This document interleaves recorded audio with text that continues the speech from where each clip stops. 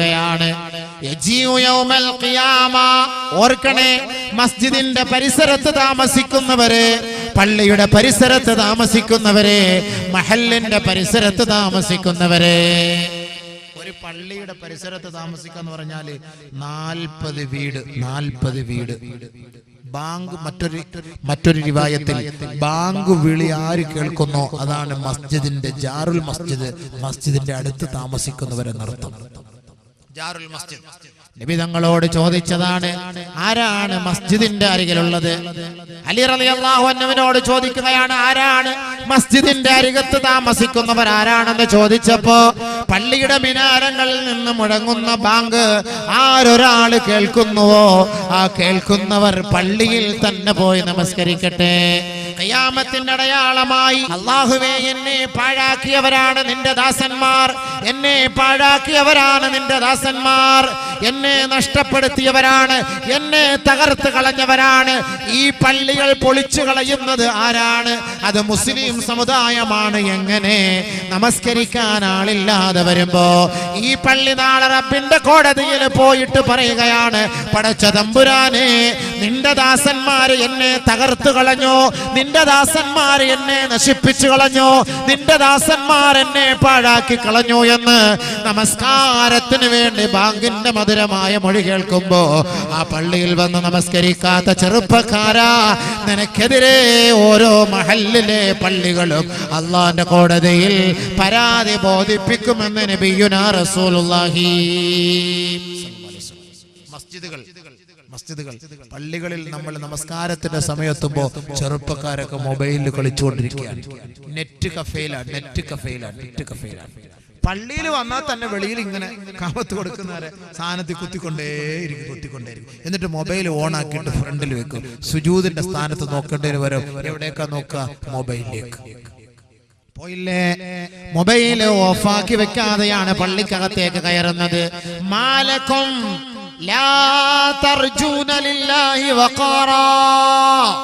അള്ളാഹുവിന്റെ മുന്നിലാണ് നിൽക്കുന്നതെന്ന ഒരു ചിന്ത പോലും നിന്നെ അലട്ടുന്നില്ലയോ ചെറുപ്പക്കാരാ? നീ അള്ളാന്റെ വീട്ടിലല്ലയോ നിൽക്കുന്നത്? നിശബ്ദതയോടുകൂടി കയറേണ്ടവനല്ലേ? നബിയുനാ റസൂലുള്ളാഹി തങ്ങൾ ഈ മസ്ജിദിന്റെ ഉത്തരവാദിത്തത്തെ കുറിച്ച് പറയുമ്പോ അള്ളാന്റെ റസൂല് പറയുകയാണ്, ഇദാ അതൈതുമുസ്സലാത്ത ഫഅതൂഹാ വഅലൈക്കും ബിസ്സകീന വലാ തഅതൂഹാ വഅൻതും തസ്ഔൻ. ഹബീബായ റസൂലുള്ളാഹി തങ്ങൾ ഈ മസ്ജിദിന്റെ മഹത്വത്തെ കുറിച്ച് പറയുകയാണ്, അള്ളാഹുവിന്റെ മസ്ജിദിന്റെ മഹത്വത്തെ കുറിച്ച് പറയുകയാണ്, സുജൂദ് ചെയ്യുന്ന സ്ഥലത്തെ കുറിച്ച് പറയുകയാണ്. അള്ളാഹുവിന്റെ ദാസന്മാരെ, നിങ്ങൾ പള്ളികളിലേക്ക് കടന്നു വരുമ്പോ നിങ്ങൾ ധൃതി പിടിച്ച് കടക്കരുത്, ധൃതി പിടിച്ച് ഓടി പള്ളിക്കുള്ളിലൂടെ ഓടരുതേ. അള്ളാഹുവിന്റെ റസൂല് പറയുകയാണ്, എത്ര മഹത്വം! മൊബൈൽ ഫോൺ ഓഫാക്കാത്തവർ ശ്രദ്ധിച്ചോളി. പള്ളിയോടുള്ള ഹുർമത്താണ്. നാളെ പള്ളി ഖിയാമത്ത് നാളിന്റെ അടയാളമായി നബി തങ്ങൾ പറഞ്ഞ ഹദീസിൽപ്പെട്ടതാണ്, നാളെ പള്ളി അള്ളാന്റെ മുന്നിൽ പോയിട്ട് പരാതി പറയും. എന്താ പരാതി? ആരുമില്ല, എന്നെ പാഴാക്കി കളഞ്ഞു, എന്നെ നശിപ്പിച്ചു കളഞ്ഞു പടച്ച തമ്പുരാനെ. എന്റെ പള്ളിക്കകത്ത്, നിന്റെ പള്ളിക്കകത്ത്, നിന്റെ മസ്ജിദിനകത്ത് വെസ്റ്റേൺ മ്യൂസിക് മുഴങ്ങിയല്ലോ അല്ലാ, മാപ്പിളപ്പാട്ടുകളും ഒപ്പനാനെ, എന്നെ നശിപ്പിച്ചു കളഞ്ഞു തമ്പുരാനെ എന്ന് പള്ളികൾ നാളെ റബ്ബിന്റെ കോടതിയുടെ മുന്നിൽ പോയി പരാതി ബോധിപ്പിക്കുമെന്ന് ഹബീബുനാ ശഫീഉനാ റസൂലുള്ളാഹി. അതുകൊണ്ട് പള്ളിയിൽ നിസ്കരിക്കാൻ പോയാൽ തന്നെ ഇമാം റുകൂഇൽ നിൽക്കുമ്പോ നിങ്ങൾ ഒളുവെടുത്തിട്ട് ധൃതി പിടിച്ച് ഓടിപ്പോകരുത്. ഫഅതൂഹാ വഅൻതും തസ്ഔൻ. നിങ്ങൾ ആ പള്ളിയിലേക്ക് പോകുന്നത് മെല്ലെ സാവകാശം നടന്നു പോകണമേ. ഓടരുതേ. അള്ളാന്റെ വീടാണ്, അള്ളാന്റെ ഭവനമാണ്. ഇദാ ദറക്തും ഫസല്ലു വഇദാ ഫാതകും ഫാതിമു. നിങ്ങൾ ഓടാതെ മെല്ലെ സാവകാശം നടന്നുപോയി നിങ്ങൾ നമസ്കരിച്ചാൽ നിങ്ങൾക്ക് കിട്ടുന്ന റക്അത്ത് നിങ്ങൾക്ക് മതിയായതാണ്. ആ നമസ്കാരം പൂർത്തിയായാൽ നിങ്ങൾക്ക് നഷ്ടപ്പെട്ടു പോയത് നിങ്ങൾ പൂർത്തീകരിക്കണേ. കമാ ഖാല റസൂലുള്ളാഹി. കൂലി ഇമാം നിൽക്കുമ്പോൾ ഓടും. അതുവരെ എന്താ എവിടെ പോയിരുന്നു? ബാങ്ക് വിളിച്ച് 20 മിനിറ്റ് സമയം മൊബൈലിലൂടെ കളിച്ചുകൊണ്ടിരുന്നു. മൊബൈലിലൂടെ കളിച്ചിട്ടിരിക്കുക, വെളിയിൽ കളിച്ചുകൊണ്ടിരിക്കുക. ഇക്കാമത്തിന്റെ സമയം ഓടി വരും. എന്നിട്ട് ഒന്നുവെടുത്തിട്ട് ഓടാൻ പാടില്ല, പാടില്ല, അങ്ങനെ ഓടാൻ പാടില്ല. മംനൂ, നിരോധിച്ചിരിക്കുകയാണ്. നാളെ പള്ളി നമുക്കെതിരെ പ്രാർത്ഥിക്കാം. അള്ളാഹു നമ്മളെ കാത്തുരക്ഷിക്കട്ടെ. മസ്ജിദുകൾ അനുകൂലമാകണം, അനുകൂലമാകണം. കാരണം എന്റെ ചെറുപ്പക്കാരാ, നീ നമസ്കരിച്ചു കഴിഞ്ഞാൽ നീ സുജൂദ് ചെയ്ത പള്ളിയുടെ മുസല്ല നീ മരണപ്പെട്ടു പോകുമ്പോ നിനക്ക് വേണ്ടി 40 ദിവസം കരയുമെന്ന് നബിയുനാ റസൂലുള്ളാഹി. എന്റെ സഹോദരിമാരെ, നിങ്ങൾ വിഷമിക്കണ്ട. നിങ്ങളുടെ വീട്ടിൽ നിങ്ങൾ നമസ്കരിക്കാൻ വേണ്ടി ഒരുക്കി വെച്ച പള്ളിയുണ്ടല്ലോ. അമറനാ റസൂലുള്ളാഹി സ്വല്ലല്ലാഹു അലൈഹി വസല്ലമ അൻ നത്തഖിദൽ മസാജിദ ഫിദ്ദുവരി വ അൻ തുതയ്യബാ വ തുതഹറാ വ തുനല്ലഫാ. ബഹുമാനപ്പെട്ട ആയിഷ ബീവി പറയുകയാണ്, കമാ ഖാല റസൂലുള്ളാഹി, നബിയുനാ റസൂലുള്ളാഹി തങ്ങളെ ഞങ്ങളോട് പറഞ്ഞിട്ടുണ്ട്, വീട്ടിൽ ഒരു പള്ളി നിർമ്മിക്കാൻ എന്ന് പറഞ്ഞാൽ വീട്ടിൽ നമസ്കരിക്കാൻ ഒരു മുറി ഉണ്ടാക്കുക. ആ നമസ്കാര മുറിയിൽ ആണുങ്ങളല്ല നമസ്കരിക്കേണ്ടത്, പെണ്ണുങ്ങളാണ്.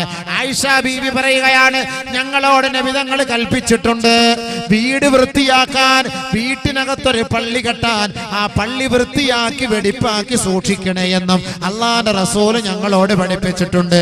അതുകൊണ്ട് നിങ്ങൾ ആ വീട്ടിലെ മുസല്ലയിൽ നമസ്കരിച്ചാൽ, ആ നമസ്കരിക്കുന്ന പെണ്ണ്, ഈ പള്ളിയിൽ നമസ്കരിക്കുന്ന ചെറുപ്പക്കാരൻ മരിച്ചുപോയാൽ, യബ്കി അലൈഹി മുസല്ലാഹു 40 യൗമാ, 40 ദിവസങ്ങളോളം ആ സുജൂദ് ചെയ്ത സ്ഥലം ഈ മരിച്ചുപോയ മനുഷ്യന് വേണ്ടി പ്രാർത്ഥിക്കുമെന്ന് ഹബീബുനാ ഷഫീഉനാ റസൂലുള്ളാഹി. ആ സ്ഥലം അവന് വേണ്ടി കണ്ണീരൊലിപ്പിക്കുമെന്ന് നബിയുനാ റസൂലുള്ളാഹി. ചെറുപ്പക്കാർ നമസ്കരിക്കുമ്പോൾ ആ മുസല്ല കരയും, അല്ലാഹ് അവന് നീ പുറത്തു കൊടുക്കണേ, പുറത്തു കൊടുക്കണേ. എല്ലാ ദിവസവും ഇവിടെ വന്ന് സുജൂദ് ചെയ്തവനായിരുന്നു, ഇന്നവൻ മരിച്ചുപോയി, നീ പുറത്തു കൊടുക്കണേ എന്ന് ദുആ ചെയ്യും. നമസ്കരിക്കുന്ന സ്ഥലം മുസല്ല. ആരാ ഇപ്പൊ മുസല്ല ഒക്കെ ശ്രദ്ധിക്കാറുള്ളത്? പള്ളിയിൽ വീട്ടിലുള്ള മുസല്ലയുടെ പഴക്കം എത്ര? എങ്ങനെ പോലെ ഒരു 12 വർഷം കാണും. പണ്ട് ഉപ്പ ഗൾഫിൽ ദുബായ്ക്ക് പോയപ്പോൾ കൊണ്ടുവന്ന മുസല്ലാണ്, നല്ല സുഖമായിരുന്നു. അന്ന് സോഫ്റ്റ് മുസല്ലയിൽ സുജൂദ് ചെയ്യാൻ. ഇന്ന് ആ സുജൂദ് ചെയ്യുന്ന സ്ഥലത്തൊരു തണുപ്പടിക്കും. എന്തേ തണുപ്പ്? താഴത്തെ ഗ്രാനൈറ്റിന്റെ തണുപ്പ്. കാരണം ഓട്ട വീണ് സാധനത്തിന്. സുജൂദ് ഓട്ട വീണ്. മുസല്ല 3 അടയാളം, 2 മുട്ട് വെച്ച് അടയാളം, 2 നെറ്റി വെച്ച് അടയാളം. മുസല്ലയ്ക്ക് മാറ്റാറില്ല. കാരണം മുസല്ല വലിയ മുസല്ല. എന്നാലോ അവരിയ്ക്കുന്ന സോഫ, അവരിയ്ക്കുന്ന കസേര, അവർ കിടക്കുന്ന ബെഡ് 40,000 റുപ്യയുടെ കയറി കിടന്നാൽ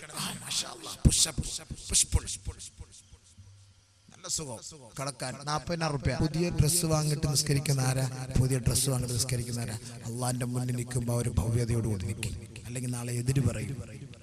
അപ്പൊ ഞാൻ പറഞ്ഞു വരുന്നത്, ചെറുപ്പക്കാർ മസ്ജിദിനോടുള്ള ഉത്തരവാദിത്വം, ഇല്ലെങ്കിൽ മസ്ജിദ് നമുക്കെതിരെ പ്രാർത്ഥിക്കും. രണ്ടാമത് ഖുർആൻ നാളെ റബ്ബിന്റെ മുന്നിലേക്ക് വന്ന് പരാതി പറയും. ചെറുപ്പക്കാരാ, പരിശുദ്ധ ഖുർആൻ ഒരിക്കലെങ്കിലും നീ പാരായണം ചെയ്തിട്ടുണ്ടോ? ദുനിയാവിൽ എത്ര നെറ്റുകളിലൂടെയാണ്, കമ്പ്യൂട്ടറിലൂടെയാണ് നീ കളിക്കുന്നത്? ദുനിയാവിന്റെ എത്ര കണക്കുകളാണ് നീ കൂട്ടുന്നത്? ഒരു മനുഷ്യന്റെ മേൽ ബാധ്യതയാണ്, ഒരു മനുഷ്യന്റെ മേൽ കടമയാണ്.